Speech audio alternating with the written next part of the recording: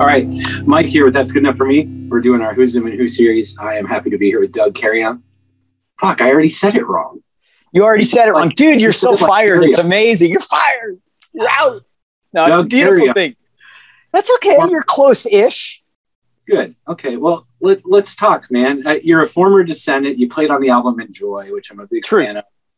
Let's just get right in here and talk about your hefty collection of bands that you've played with over the years. So I'm going in cold. We're going in cold, and so nobody knows me on this thing. So what's happening? Welcome, people from the interwebs. It's Mr. Doug Carrion from Hermosa Beach, California. I'm going to talk a little bit.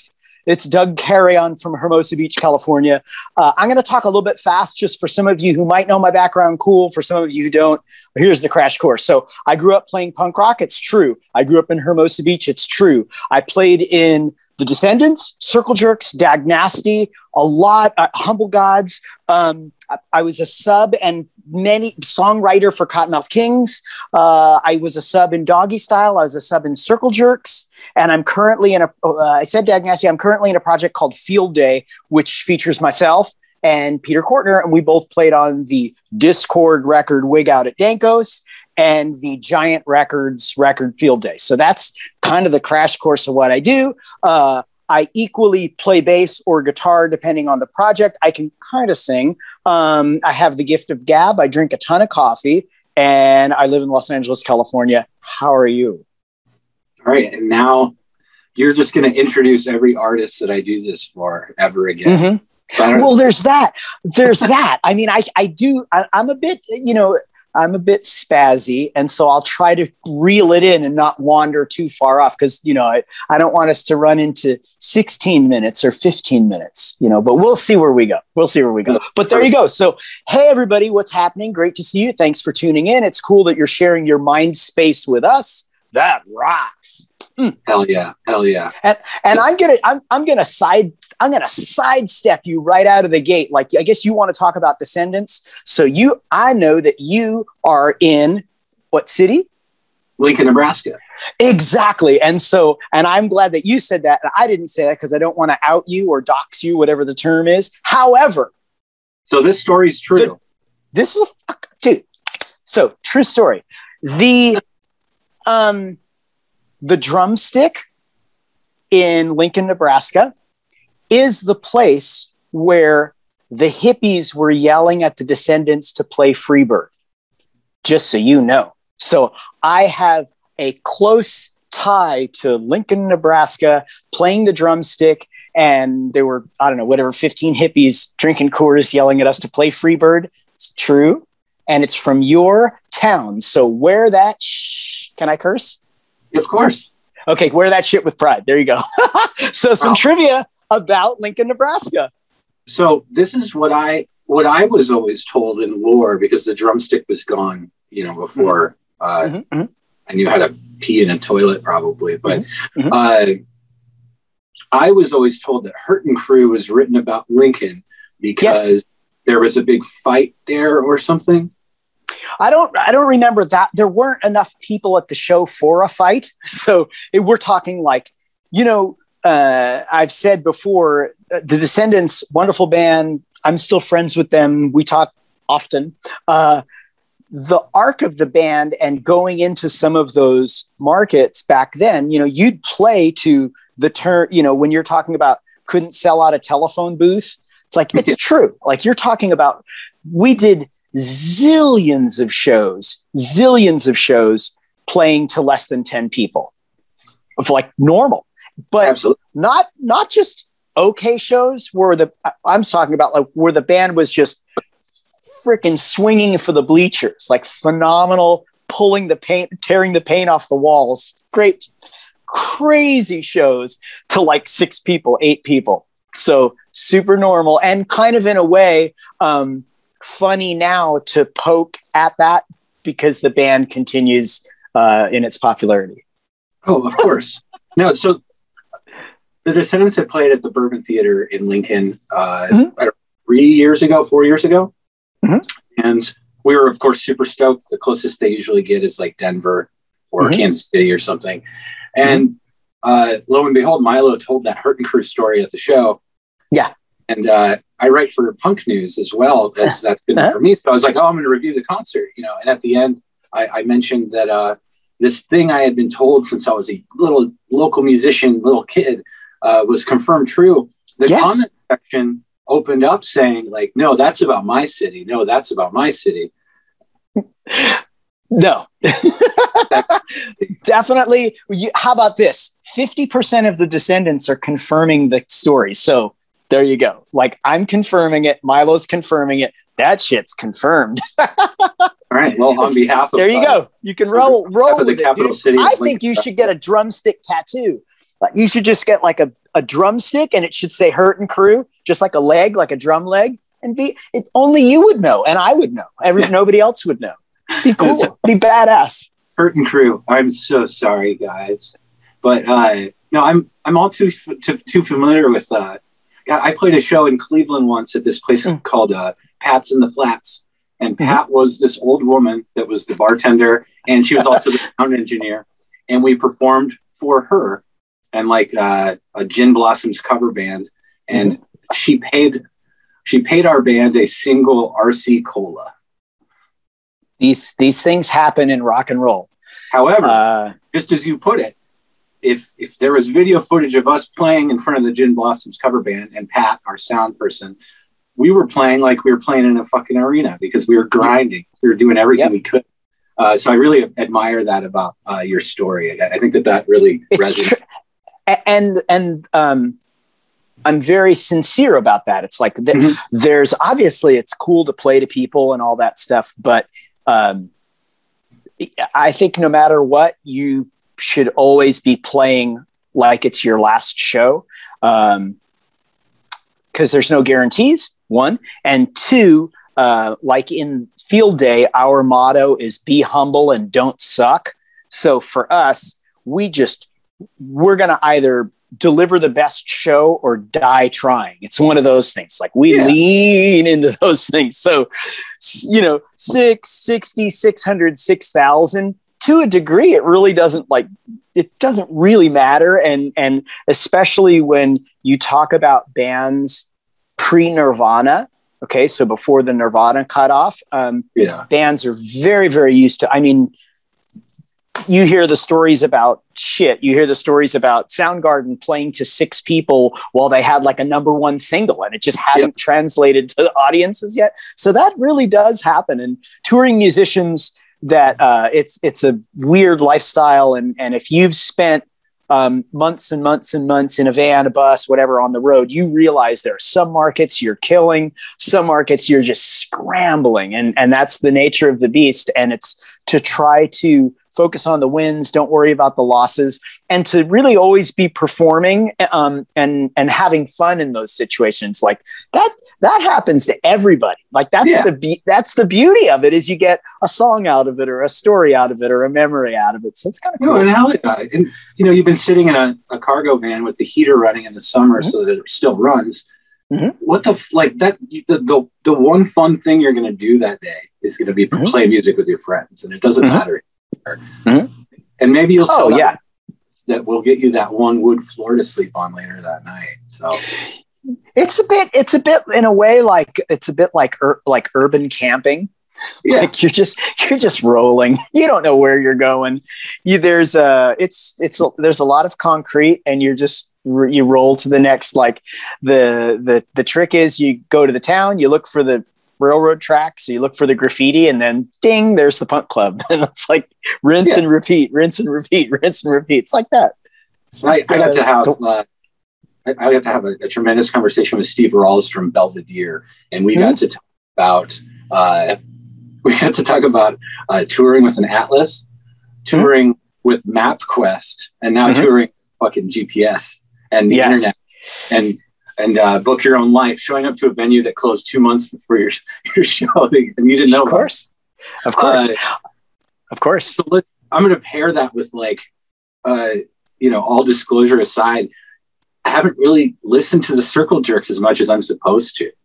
So, well, That's okay. You're not, I was a sub for Circle Jerks, and you don't have to feel weird about it. That's an iconic kind of like iconic Southern California thing. And why it's important, I would say, for some listeners is because when singer Keith split off from Black Flag, it was his first go out. And the record, what's amazing is that the first record they did, Group Sex, I want to say the whole record came in 16 minutes or something like that. And Circle Jerks are actually celebrating their 40-year anniversary right now. And so that is that laid the groundwork to faster, crazier punk rock. It went from kind of like, it was even just faster and crazier. So Circle Jerks on the front line of that. Oh yeah. Well, and it's time that I delved into it. And that's kind of what brings me into, interviewing you and talking to you about the record Enjoy is, I'm 37 years old, right? So I picked up punk rock by living in a small town and traveling a half hour to a bookstore to get like a Punkorama record. That's how I was introduced to punk rock music. And that melted quickly into like Napster and piracy and all that shit. So I was handed this just like gigantic pile of shit files that all sounded different, that might be labeled incorrectly. Oh, I see. Yes. So when it came time, when I'm like getting schooled by some guy that wants to tell me I'm a poser and he's listing off like all the legendary punk bands, it's hilarious for me because I'm like, I know them, never listened to them once. I know them, and along with that, like Summary was my first Descendents experience. So I got to hear this kind of disconjointed version of a whole bunch of Descendents records. I listen to the records in sequence now as a long-term fan of the band. But when I was listening to parts of Enjoy today, that little part in the back of my brain that was telling me what song was next was incorrect because it was still like in memorized Summary as this like fucking rural kid in Nebraska. Right. So I didn't know, I wouldn't have been able to tell you, on my commute to work today, exactly what songs you played bass on, but good God, you got a good selection of songs. Oh, do you mean on the Enjoy record or just like where I've played bass? Yes. Right. So, yeah. So, I mean, I played bass on Enjoy and my bass style is probably more in I probably would align more with Dee Dee Ramone than I would with Carl Alvarez or Tony. I'm a little bit more straighter line guy, which is kind of what I bring to the table.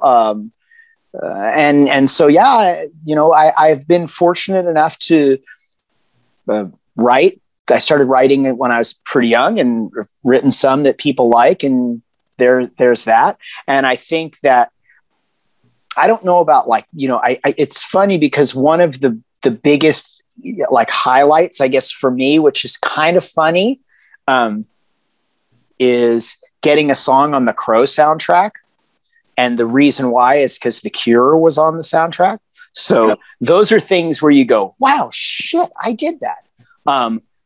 But being a guy that's kind of spazzy and always moving forward, sometimes I forget to look back. Like, it's funny that you talk about getting music and not really knowing all the titles and stuff like that. And it's like the first few punk cassettes that I got, they just had punk music on it. And there was no song. Like, I didn't know what the bands were. You just go, oh shit. And then later you learned like, oh, that was Red Cross. That was whatever, The Germs or whatever it was. So I kind of learned in a bit of a mishmash way too, where you had to analyze the music, maybe in a way that's kind of cool because it's a bit like going to a movie without a preconceived idea. And you just accept it from the first frame to the end and you go, loved it or hated it or whatever. You're not kind of hyped in any way. So I think that's in a way kind of honest, where you just go, I don't even know the freaking name of the band. Like, it's just music. Just music. Yeah. It's this or that. You like it or you don't like it. You're in or you're out. So I don't know. I think there's something to be said about that. Well, that was, yeah, exactly. No, and you put that really well. So I went from having a jumbled pile of shit to becoming, you know, professionally, I'm like a database programmer. So everything has to be perfectly organized all the time, or else I start.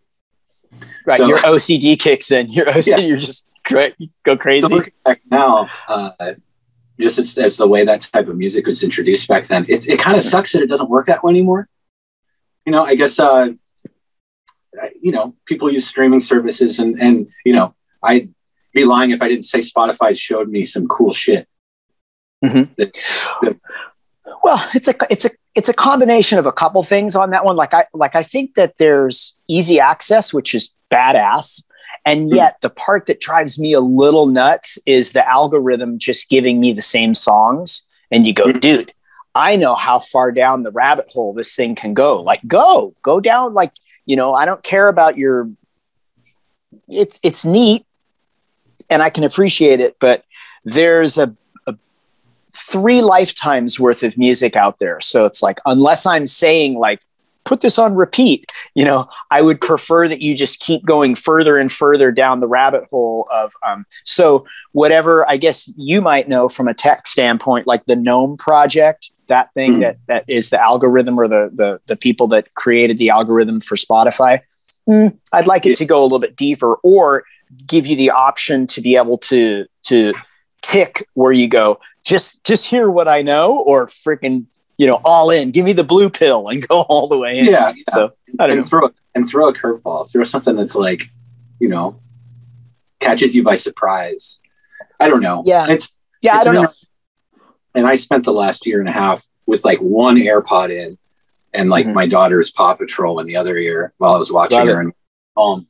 So this year became a lot more aggressive. I found myself listening to the heaviest music I've ever listened to. Oh, wow.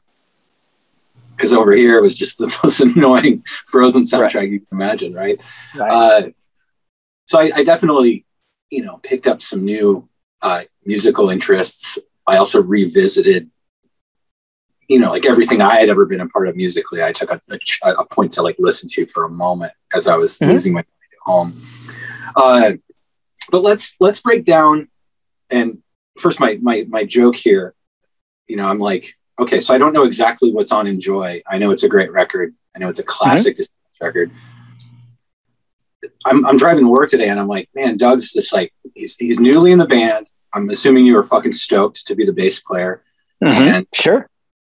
They're like, all right, well, we're just going to like fart all over you in the studio. Like 3 times on this record is just like fart solos. So as the new guy, did you feel like you were being hazed a little bit? I don't know. I don't think so.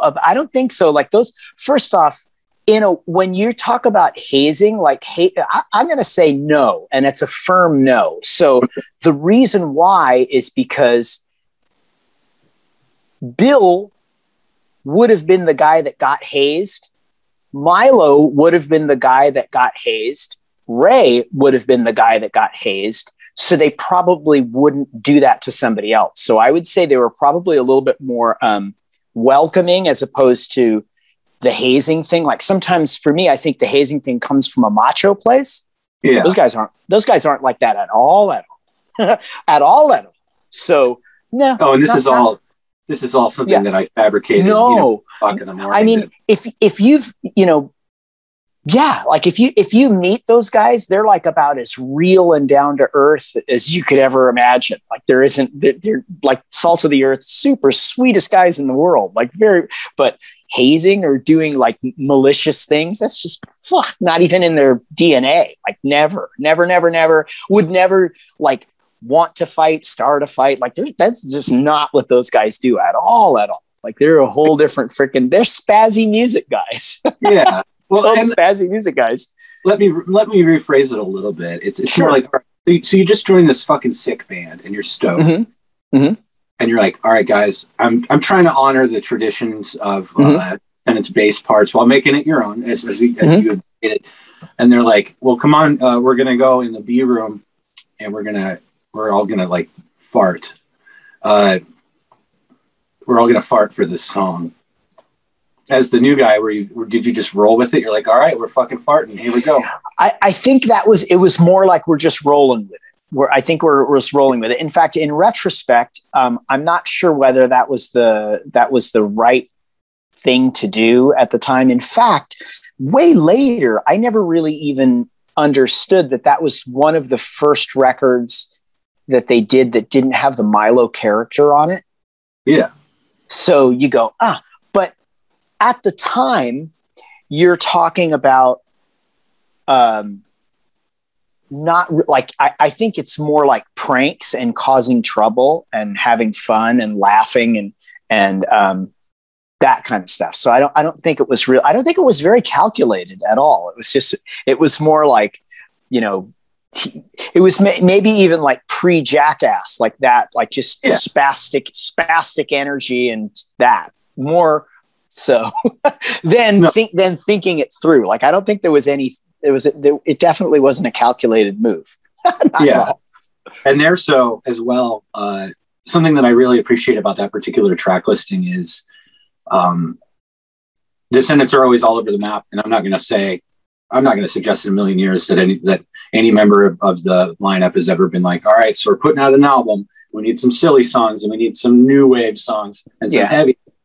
I know that it's just done just as it's done, but this album is very polarizing in how different those moods are as they continue to shift, which I think makes the record really good.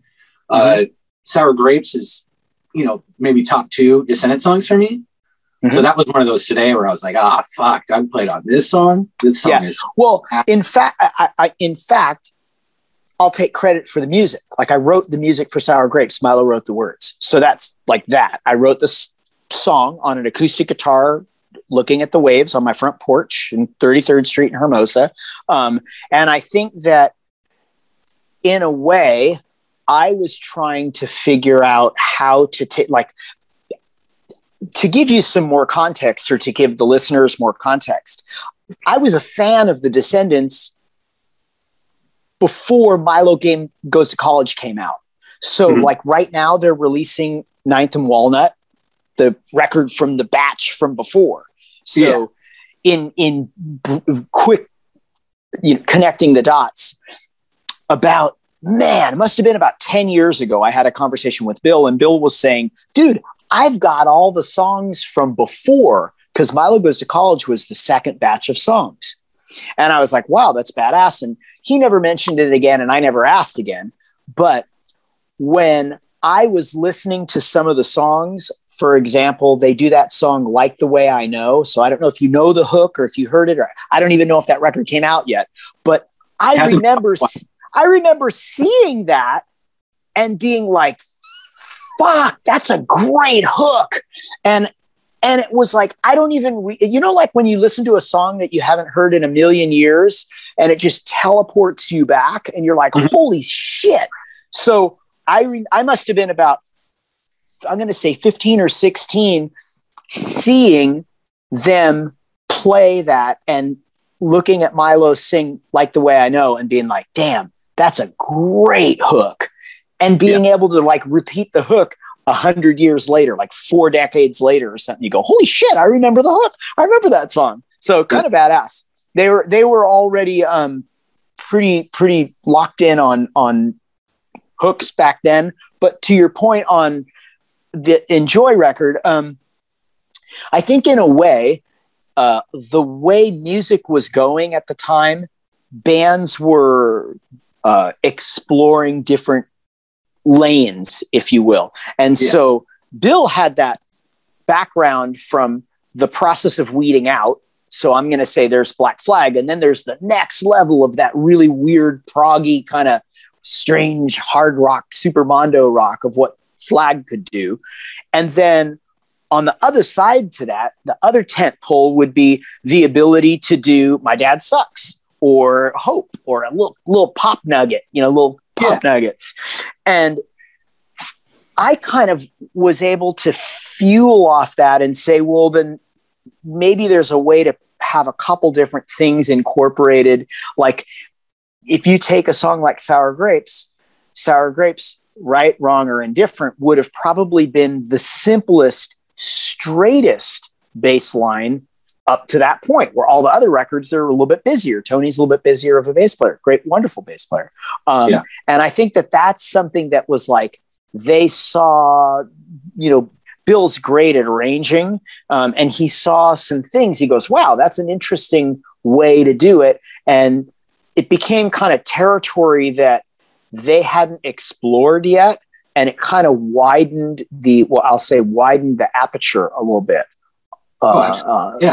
And that's kind of that. So kind of cool. Not a, you know, most of those songs, most of them were done through jamming, you know, so somebody would come in on it with an idea and you just grind it out in the rehearsal room loud and crazy and keep chipping away at it and so forth. Yeah. So that's kind of how, you know, it's kind of how that worked. A lot of like live rehearsals, and you'd bring in ideas, and I'd bring in an idea and Bill would have a way of making it better just because he kind of has a different, the way he kind of can break down a song and say, oh, you know, these elements might be cool if you flip this like this and this like that. He's a incredible player, great producer, great writer, great arranger. He has some great arranging chops because he can start playing something and it just sounds like a fucking freight train behind you. You're just like, what is that?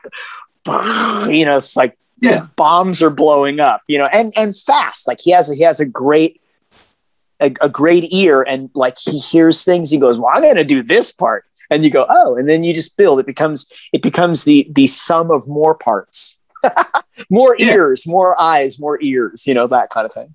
No, I love it. And that's perfect.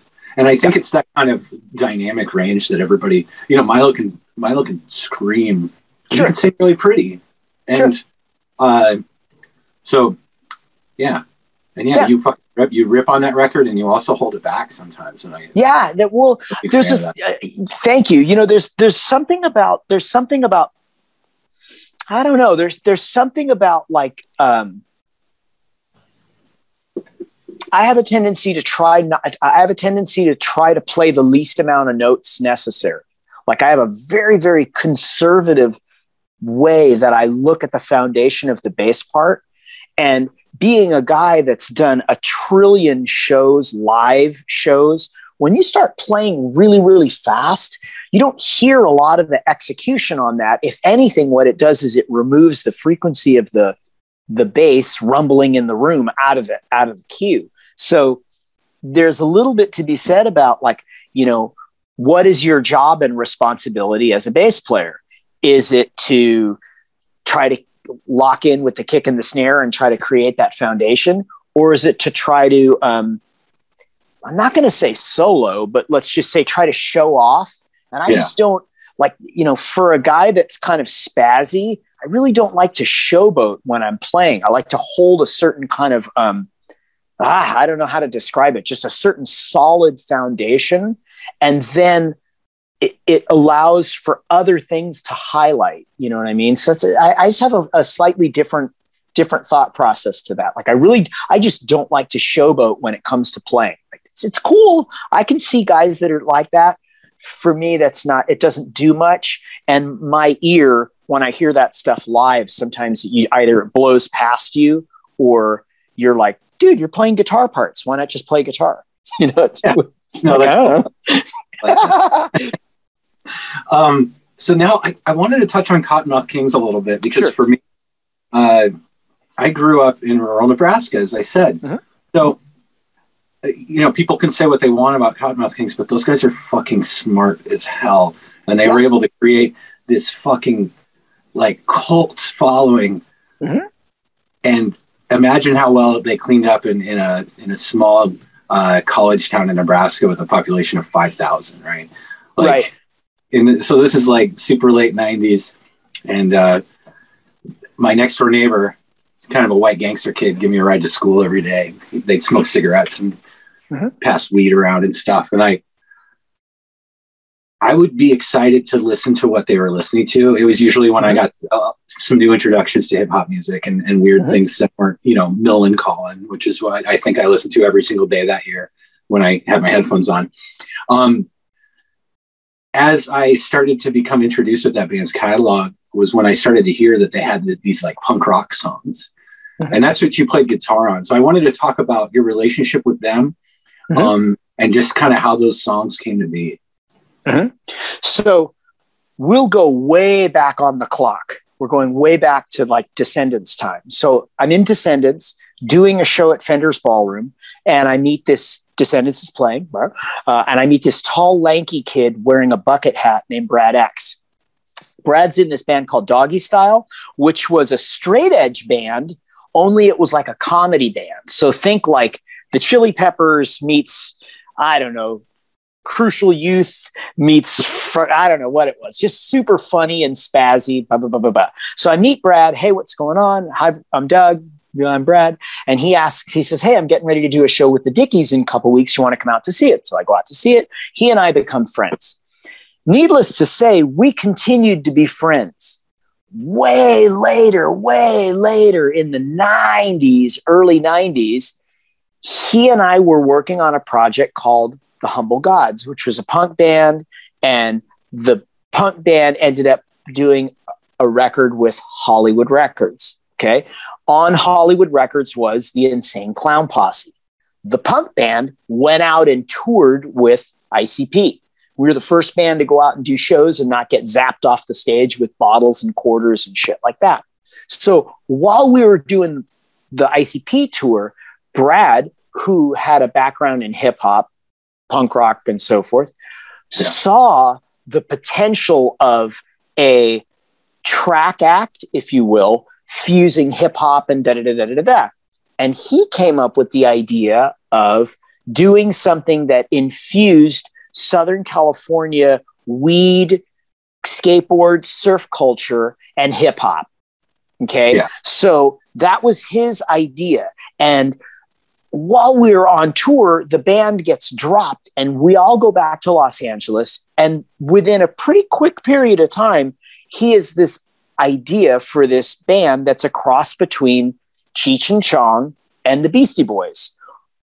That's the idea. And so once the band started going and it became popular, and it's signed to Capitol Records, he wanted to start infusing some of the elements of punk rock to give the nod to the Southern California punk culture, which isn't really tied to the hip hop culture, but could be in his eyes. So they would bring me in, or I would write things that were more like punk ideas and punk riffs.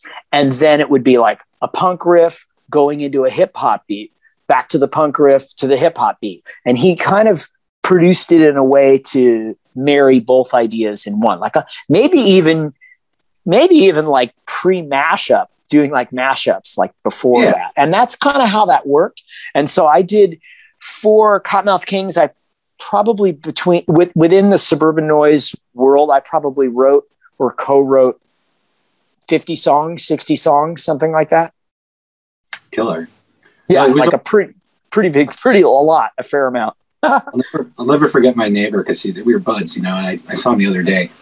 We probably talked about that band because he like leaned back, his voice cracked every time he talked, He's like, check it out. They're playing double time. They're playing that drum beat that you like and that music you listen to. And I was like, right. They are playing double time. Like fucking killer. Yeah. But that's great. Thank you for that. Yeah. Yeah. And that's, and again, that's like Brad. That's how I met Brad. And I would definitely give the nod to Brad. Brad produced most of those records and he was definitely, all credit to him as far as the visionary of the big picture. Yeah, picture. I looked at their discography, their brand, their merchandise.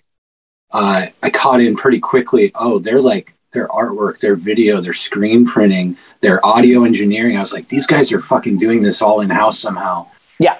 And they're avoiding like all of the bullshit that associates with labels and marketing and all that stuff. Yeah.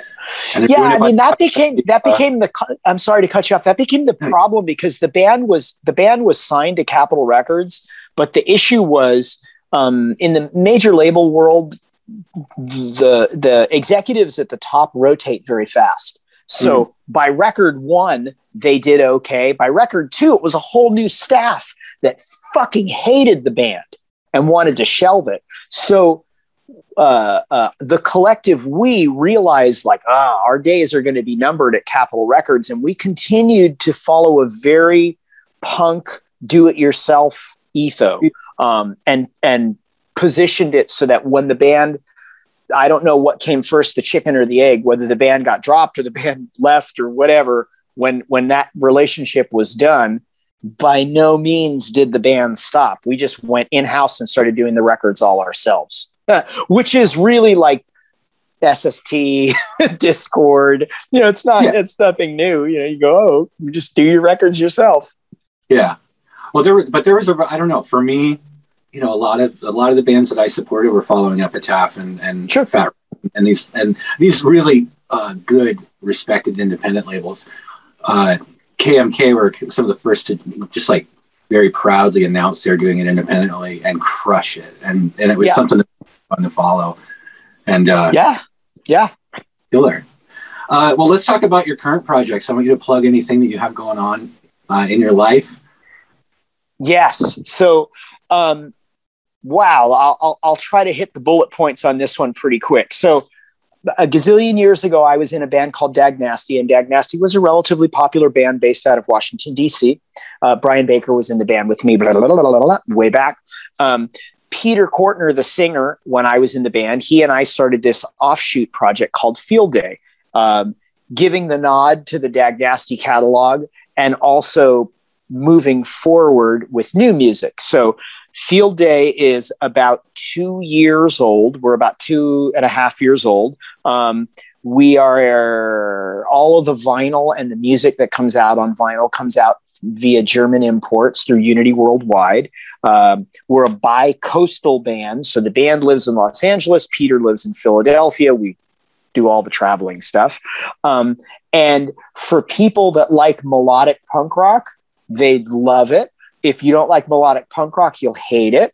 And that's kind of that, like, that's the long and the short of it is we're like right now, that's what I'm doing. And we're just coming out of the COVID drama and starting to reschedule shows that kind of got postponed. And we're going to start playing September 22nd. We're going to be in California playing, and then we'll play Punk Rock Bowling on 9/25.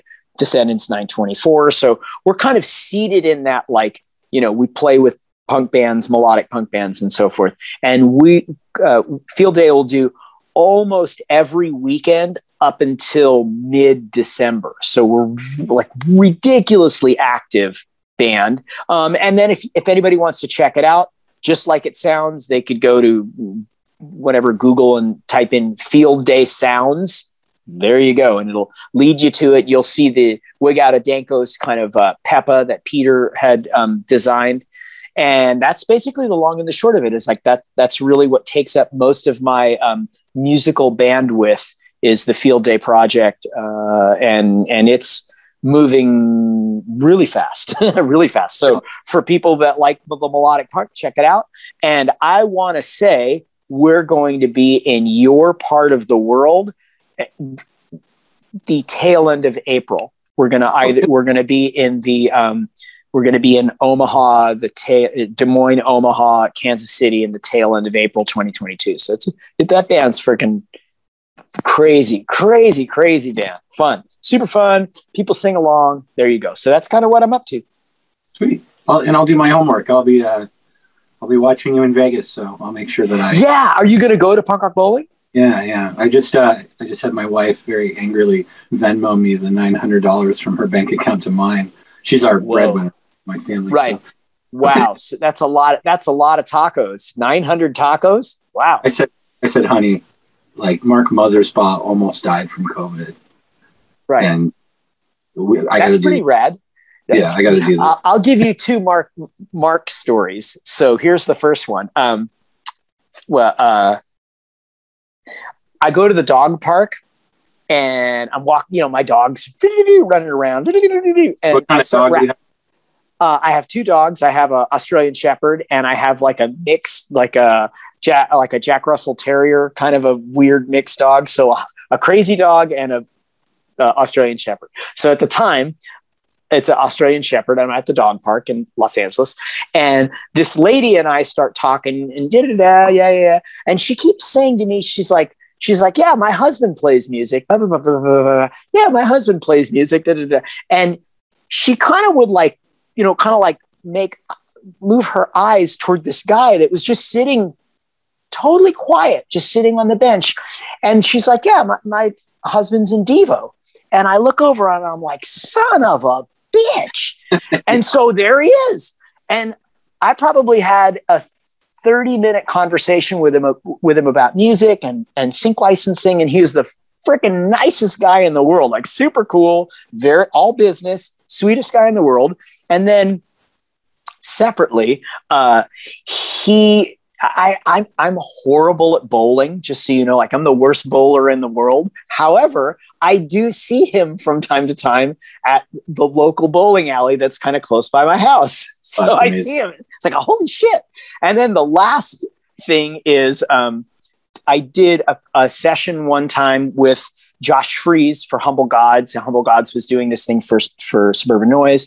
And of course, Josh plays in Devo. And I was like, dude, you got to give me, I want all the Devo stories. And so he told me all kinds of fun stuff. So it's pretty kind of badass. So there you go. That's some like Devo trivia. Like he's alive, you know. Have you ever seen the Mulatto building that he has on Sunset? It used to be the old Max Factor building.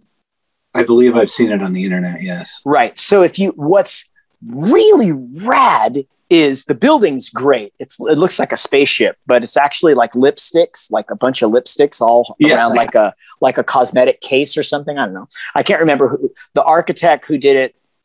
I don't remember who it is, but it's an iconic building, and it wouldn't surprise me if it's a historic building in Los Angeles. But the story that I've heard is they still have all the keyboards they've ever used in the basement. Like they have all that shit. It still exists. It's just down there. It's archived. Like the guy never got rid of anything. So all those weird like keyboards that did Gates of Steel and all, you know, all those things that, you know, I believe that because I saw a video of Mark grabbing a sequencer and trying to do the demo of Jocko Homo, where it's like he was like trying to program it from scratch, and he was like, "This is pretty close to the original," you know. Right. It was right, and that's like pre-MIDI, like that's just a whole weird. You know, those were not easy pieces of machinery to carry around, to keep consistent, to maintain. Like, oh boy, could you imagine those big old beast analog keyboards blowing up and you're in the middle of nowhere and trying to get parts for it and shit? Oh my God. That's crazy.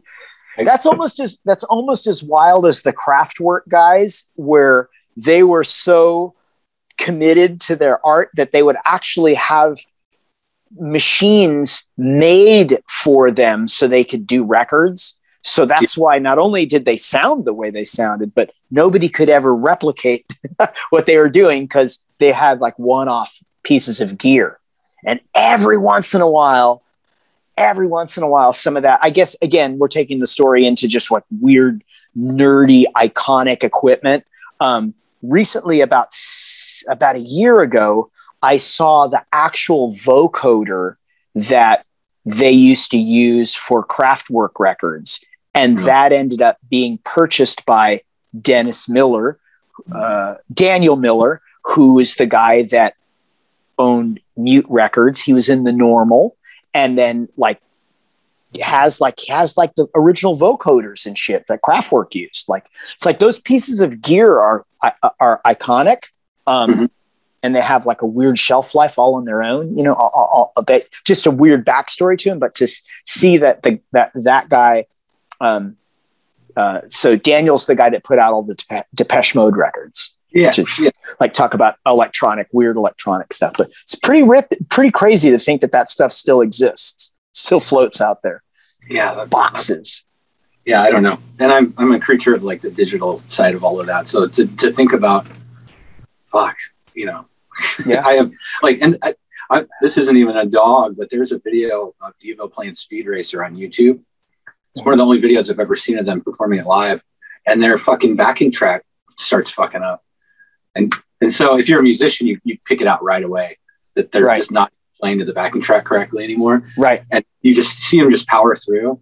And as a young kid that plays punk rock music along with like electronic laptop shit and just dealing with those sides of technology, I had no idea. That was probably a reel-to-reel or a cassette tape or something that went bad. Right. That makes me anxious to think about being responsible. Oh, yeah. I mean, I remember seeing 9 Inch Nails on the first, like one of the first tours they went out on Lollapalooza. And it was super hot. All the gear went down. Oh, for sure. Yeah. Like you just go, shit, that really like that shit happens. Now I guess what's amazing is electronic music has taken its own a whole new life and continues, and it's interesting and so forth. But back then it was really hard to make all of that stuff work because you're talking pre-computers, like decent computers. You know what I mean? Like, oh my God, I don't know how they did it. Mothersbaugh was doing film scores and not even locking to SMPTE. Like he would just be like, just play this part over here. And then they'd be like, why don't you use time code? And he's like, what's that? Yeah. No, amazing. That's the way Carpenter did it for a long time, at least. So I don't know. Yeah, no, that works. It totally works. But yeah, I think we've lost our one remaining view that we were attaining. Oh, I didn't know we were live like that kind of thing. But no, we're not. That's actually fine. I'm just fucking around. I wanted to thank you for giving me the time today, so we can have a proper goodbye as long as this is taping. So thank you so much for joining me today. Absolutely.